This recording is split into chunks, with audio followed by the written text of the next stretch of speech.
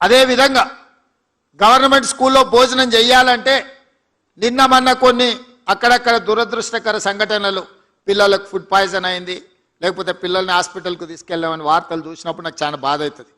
ఎందుకంటే నేను diet charges పెంచిన, కాస్మెటిక్ ఛార్జెస్ పెంచిన, ఇవాళ ఎవరైనా ఎంత ఆగర్భ శ్రీమంతుడైనా తినే సన్నబియ్యం ఇవాళ పేదోళ్ళకి ఇచ్చిన పాఠశాలల పిల్లలకు పెట్టమని నేను చెప్పిన.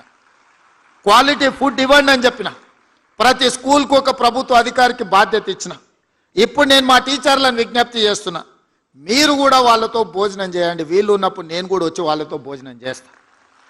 ఎప్పుడైతే టీచర్లం అంటే ఒక కుటుంబ పెద్ద, ఒక తల్లిగానో ఒక తండ్రిగానో తల్లిదండ్రులు మన మీద విశ్వాసం పెట్టుకొని రాత్రి సమయంలో పిల్లలు తల్లిదండ్రుల దగ్గర ఉంటే దినం మొత్తం మన దగ్గరనే ఉంటారు, టీచర్ల దగ్గరనే ఉంటారు.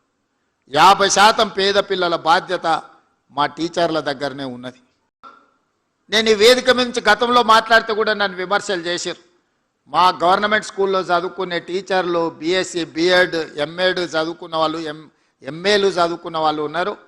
ప్రైవేట్ స్కూళ్ళలో ఎంతమంది అన్ని చదువులు చదువుకున్న వాళ్ళు ఉన్నారయా? ప్రైవేట్ స్కూల్స్ కంటే మా గవర్నమెంట్ స్కూల్లో టీచర్లు చాలా విద్యాధికులు అని నేను అంటే ప్రైవేట్ స్కూళ్ళని అవమానించిందని చెప్పి కొంతమంది విమర్శించారు.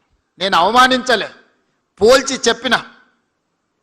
ఈరోజు కూడా నేను సూచన ఒక్కటే, ప్రైవేట్ స్కూల్స్ కంటే మా గవర్నమెంట్ స్కూల్లో ఉన్న టీచర్లు అత్యధికంగా విద్యాధికులు, బాగా చదువుకున్న వాళ్ళు, సమాజం పట్ల అవగాహన ఉన్నవాళ్ళు. ఏ గ్రామీణ ప్రాంతం నుంచి వాళ్ళు వచ్చిండ్రో అదే గ్రామీణ ప్రాంతాలలో ఈరోజు వాళ్ళు టీచర్లుగా పనిచేస్తున్నారు.